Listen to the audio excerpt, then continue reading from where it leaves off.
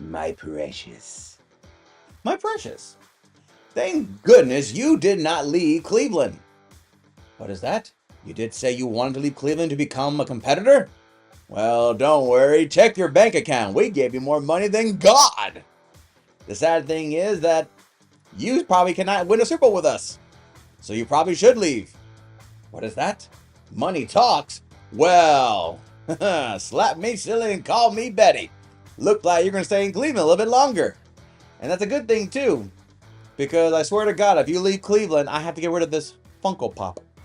So, you're staying in Cleveland a little bit longer.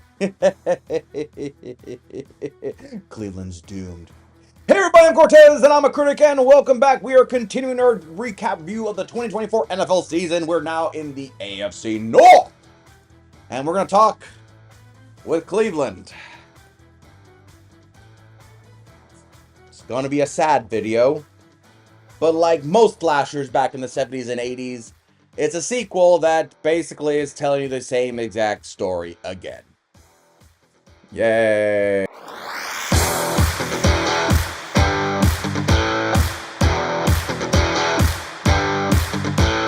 So, Cleveland, I want to know why you guys suck again! The Cleveland Browns was a team that last year I honestly thought was going to be competitive because I really had a lot of faith in that defense. I think I had them at 11-6 or I were 7-10. I did not have them at an abysmal 3-14. Now, granted, when they did not re-sign Joe Flacco, I was kind of like, okay, sure. But also I kind of feel like they're handcuffed to the Watson. And they kind of had to say, you know, hopefully this works this time. Hopefully this works this time. Now, I said that Jameis Winston is the better quarterback on the roster. And at times, it looked like he was. At times. But just like Joe Flacco, you let Winston go to New York, which I can't help but feel like that might be a better situation for him.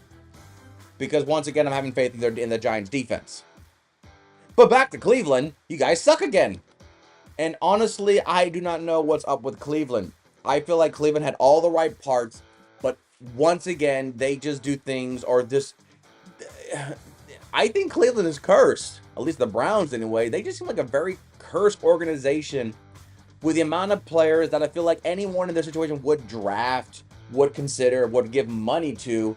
And then to still fail is like, oh, come on. This is a bad joke. Cleveland, I will admit, Cleveland is one of those teams that I do not know why that I have a soft spot for Cleveland. If I were to give myself a second team besides Tampa, I wouldn't help but feel like I kind of have a soft spot for Cleveland. Maybe I'm addicted to losers. That could be the underlying issue. Or they're the ultimate underdog. Maybe, I don't know. Cleveland just one of those things, and I guess the orange helmets just made me go, hey, it's clean, it's sharp. I don't know why I like Cleveland. So Cleveland is one of those franchises that I'm just like, it's not about history. It's not about legacy. It's just, you know, they're the lovable losers. If the Chiefs and the Bills and other teams can get their shit together, Cleveland should. And I thought with their defense, I was like, okay, their defense is set. The same way I felt about the Saints. Their defense is solid. But I feel like they're handcuffed to the Watson situation. And that's the reason why they can't make moves. But once again, they're in that same situation where we're back in the top 5 again, the draft picks. And I think there's a lot of potential players, but there's a small part where I'm sure some Cleveland fans are thinking, don't go the Cleveland route. And we'll talk about what I mean by that when we get to talk about the drafts. But before we talk about more gloom and doom about the Browns, some positivity. Their best game.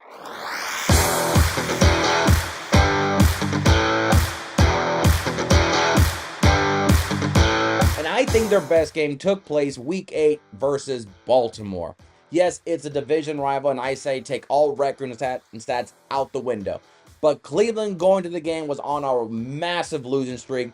The Ravens were by far the much more superior team. They have started to prove it with Derrick Henry's success being an acquisition to the Ravens. So there was a lot of things going against the Browns' ways. And even though the game was in Cleveland, it's the Ravens. It's like Big Brother coming to beat you up in Smash Bro. You may have a chance to win a round or two, but more than likely he's going to crush you, embarrass you, and then give you an atomic wedgie. I have no brothers, so I never experienced that feeling. The younger or the older, so weird. But this game, because if you look at the stats of the game, this was one, Winston was given the nod to be the starter, and Winston, for at least one game, gave Cleveland Browns fans hope. Winston helped the offense because Nick Chubb had like 16 carries for 2 yards, so it wasn't like the rushing attack of it. And Winston was 27-41, 334 yards, and 3 touchdown passes. Lamar Jackson, he wasn't slob. He had 289 yards and 2 touchdowns.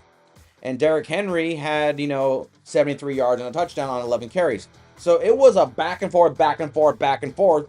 And a lot of it was based on Winston, a quarterback that Tampa, and I should know this as a Buccaneer fan, we were like, yay, no, yay, no, yay, no. And this is one of those things where Cleveland Browns are going to be like, yay. And for 1 week, I'll be like, I said Winston was better than Watson.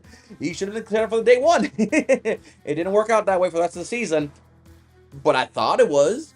And I feel like when he goes to New York, he will do the same thing. He'll be a lot of highs and lows. The question will be how many lows can keep them from winning games. Like I said, the Giants are in the same boat as the Browns. Top 5 pick. Some very shiny objects in the draft. And there's some you might need to consider. Maybe not this time. Maybe not this time. We'll talk about that when we get to talk about the Giants. So the Browns, this was a game that it's week 8. It's halfway through the season. I mean, you're 2-6. So I'm not saying like, oh, we're making a turnaround. But I'm thinking the future seems a little bit brighter. I'm sure some Cleveland Brown fans feel like I don't feel as doom and gloom to watch Cleveland or even go to the games. So, and honestly, as much as I didn't like Winston, there's some people in Tampa know that I was not a Winston fan. I was like, cool, he's succeeding. Good for you. Just don't come to Tampa ever again.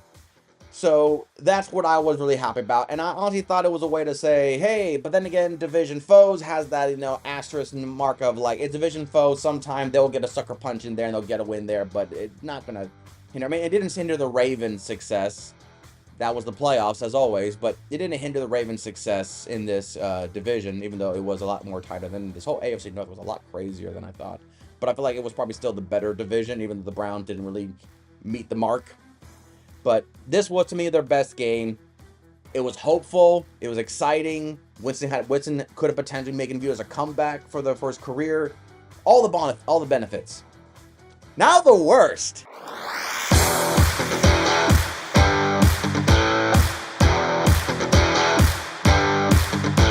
And the worst literally took place a few weeks later, week 13 versus Denver.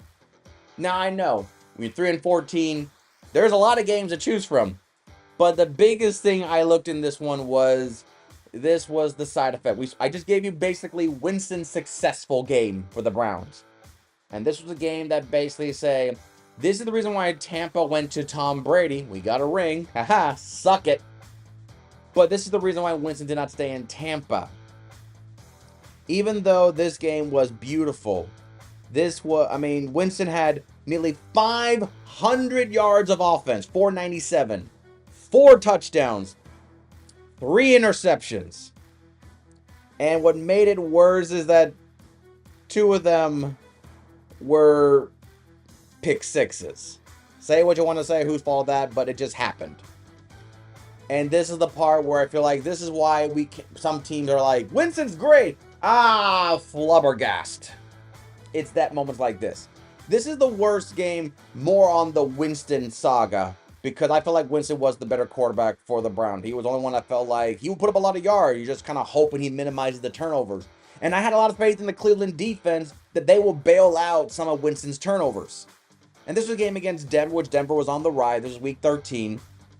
And the way the game was going, I mean, Judy kind of felt like, hey, I want to appreciate it. Suck it, Jets. Idiots.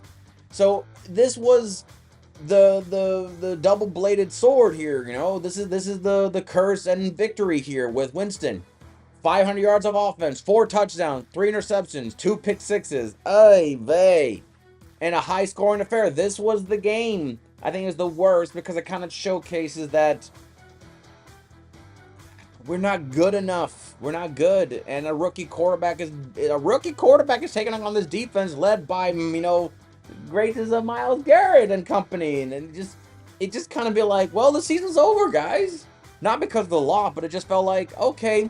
So even if Winston balls out and throws his arm out of his socket, he makes mistakes and we can't cover it up and we still lose. We lose to a rookie quarterback that many people thought that he was just too old to play quarterback in college and definitely not good enough to be considered better than the quarterback that can't get drafted before him. So it was a combination of everything.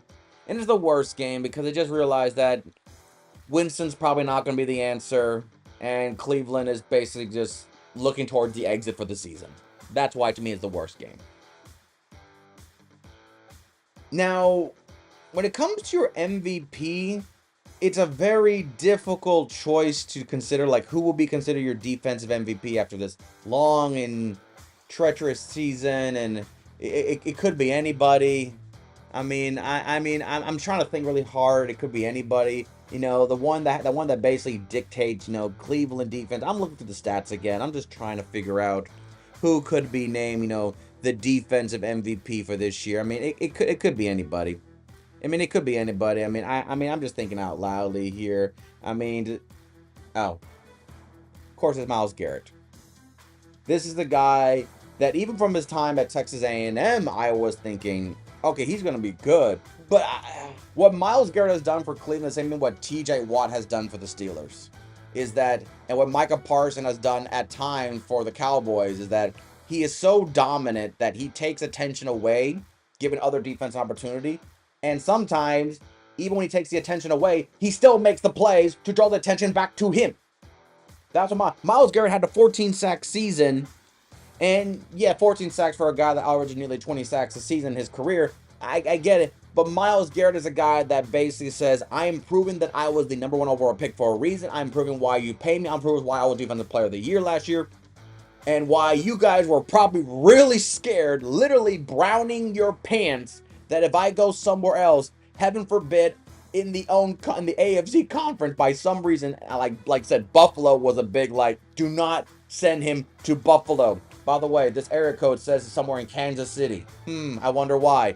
Do not send him to Buffalo. And me in the NFC side were thinking he's going to the Washington Commanders or the Detroit Lions. Don't send him here. And then when Cleveland gave him basically the entire state income economy to his own bank account to keep him, and he said, yes, I'm not going to sit here and criticize the man that says, dude, you guys said you want to be a contender. You know the thing was not here. But we all know as individuals that if you are Myles Garrett, you get that big check. You'll be thinking, so when does practice start for the Browns? Like you start getting you tell your realtor to say stop looking for homes otherwhere else. Matter of fact, look for bigger houses in Cleveland. That's what you do. And that's what Myles Garrett did. This guy is so impactful to the Browns that I think it has been the first time probably since a defensive player had this much attention in Cleveland that's not that in its history. I can't remember a defensive player having this much pull and attention. And thank goodness he's not a sociopath abuser off the field. Thank goodness gracious. So Myles Garrett, MVP, obviously. He's the face, he's the heart and soul. But he can't do it alone, guys. But he's the reason I guess you can say that Cleveland has a chance. So he's your MVP. Grave of the Cleveland Browns. It's a failure. Let's not hide it. It's a fail. You have a 3-win, 14. You're in the top. You're number 3 in the draft pick selections. Yeah, you're bad. Your quarterback question is more eluding you than the Riddler and Batman. You have so many questions to the point where I'm like, it can't be this hard for a quarterback. There are bad teams that got quarterback and had success. There are bad teams that get quarterbacks from free agency and had success. Why is Cleveland somehow like the one like cursed place that it doesn't work? Like, I am telling you, if Mahomes was somehow drafted by the Browns, I don't think we'll be talking about Patrick Mahomes as we're talking about him now. Now, granted, because Andy Reid was a big catalyst for that, and Eric Bieniemy and all that, I get it. But I'm telling you, Mahomes, as talented as he is, I don't think with him and Myles Garrett could make the Browns as formidable as the Chiefs are today. I am sorry to say that.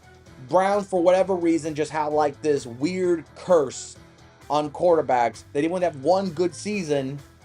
I mean, if you want to piss off Brown fans, just mention Baker Mayfield and say, how do you feel about Baker Mayfield now? And watch him like basically become like a bunch of uh uh uh I just had the word in my head. Just basically become rabid dogs and cannibalize themselves. That's the word. Each other about, saying we regretted it, we hated it, screw Baker Mayfield, blah blah blah. Just watch it happen. So let's go. So when it comes to that, it's a failure season. We know that. Going to your draft picks for Cleveland, I'm gonna say take the best available player. Travis Hunter, Cam Ward, Abdul Carter.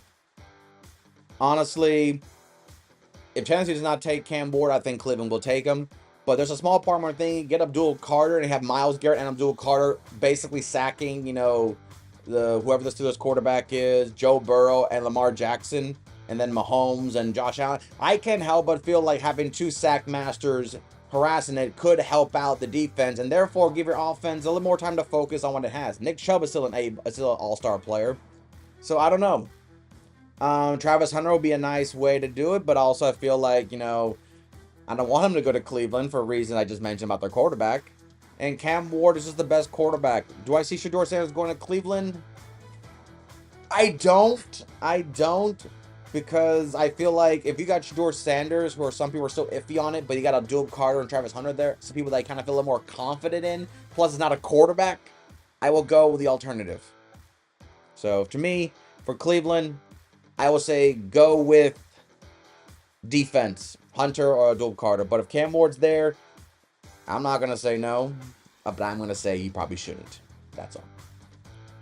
So that's the Browns. Now we're going to stay in Ohio, and we're going to go to Cincinnati, and we're going to talk about the Bengals, as very much like the Browns, who have defense, the Bengals do not. So next time, we'll be talking about the Cincinnati Bengals and figure out, is Joe Burrow in the hot seat? Maybe not. I don't think he is, but we'll talk about the Bengals. But until then, I'm Cortez, and I'm a critic. Thank you so very much for watching.